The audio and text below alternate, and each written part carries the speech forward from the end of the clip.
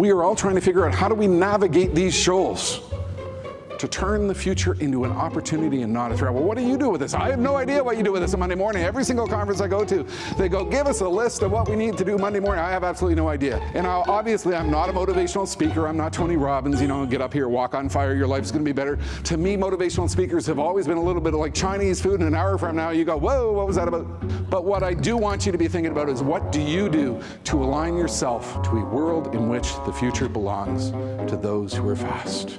I think you can do it.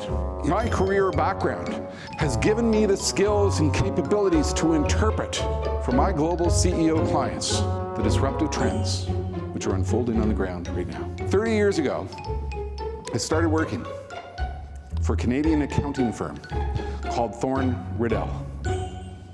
I became a Canadian chartered accountant at the age of 21. I actually had a column in CA magazine for about 10 years that nobody read, right? Because we all got that publication, we actually didn't read it. I spent 10 years in the exciting world of business advisory services, taxation, accounting, auditing. I remember vividly the day. I'm 21 years old, I'm a brand new Canadian chartered accountant, and I'm called into the senior manager's office with a complaint. We had a series of audit tick marks that we had to use in our working papers to identify particular issues, check marks and X's and circles. Bored the heck out of me. And I came up with an elaborate set of stickmen. This meant this, and this meant that, and that meant that.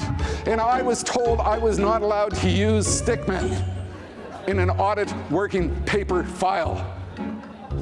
And I realized this profession was out to crush my creativity.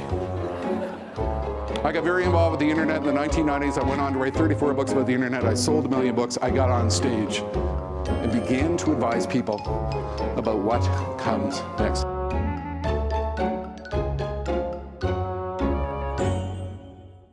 I'll give you my answer to this, and that is be like Fiji.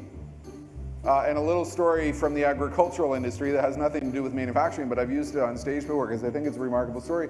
I spoke at the National Potato Expo in Orlando about 3 years ago. It was a potato conference, a whole bunch of potato farmers and the potato industry and the French fry industry and French fry equipment manufacturers.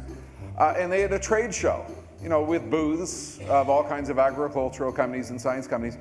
And I was wandering around the trade show, and there was a booth for the nation of Fiji. And I was kind of attracted to the fact that there was a booth for the nation of Fiji. Not by the fact that they had a number of young Fijian women at the booth, but by the fact that Fiji was there. And I went to them and I said, it's kind of unique, tell me about your potato industry. And they essentially said, we do not have one. But they said, we know that everything, all the statistics tell us that global food production has to double in the next 30 years to keep up with global population growth, and that there is little new arable land coming to market. So we intend to build a potato industry, essentially out of nothing. And I mean, that said it to me right there, be like Fiji, right? I mean, the world is open to us, and I think for any developing emerging economy, be like Fiji.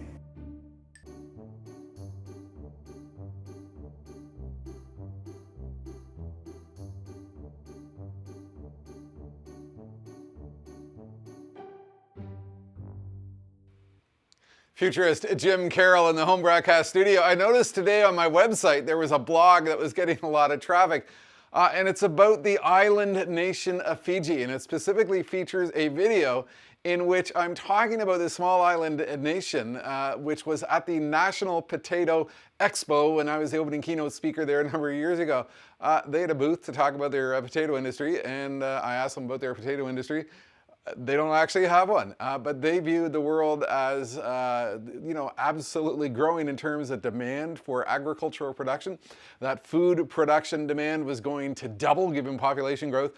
There was little new arable land, and therefore, potato growers had to bring a lot more potatoes to market. So why not do that on the island nation of Fiji? It's a great little story, but it's really a story about reinvention. And what do you do to reinvent yourself and establish new opportunities in a world in which those opportunities abound? And you might find yourself in circumstances right now in this big global complex economy, the downturn, massive GDP reduction, you're trying to figure out what do I do with my career, what do I do with my job, what do I do with my industry, what do I do with my company, where are the opportunities in the future? And what you need to do that is you got to be like Fiji. You got to look at the world as being full of opportunity. You've got to look at the future as being something to be pursued rather than something to be feared. What are you doing each and every day to reinvent yourself, your skills, your capabilities, your industry, your business line, your service opportunities, your knowledge?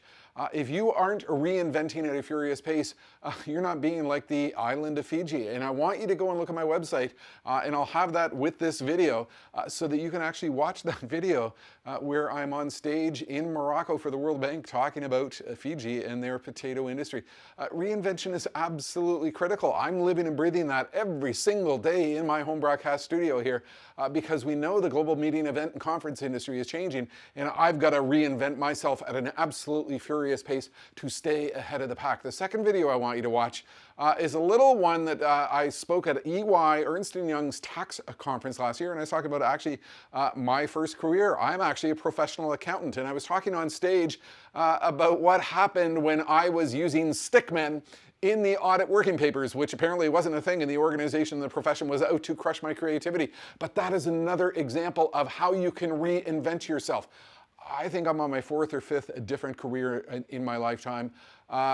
Maybe I've got a couple more to go. I'm certainly reinventing at a furious pace in my home broadcast studio each and every day, forcing myself to go live, forcing myself to master the capabilities of talking in a small space to organizations around the world, because virtual is our future. So what are you doing to reinvent?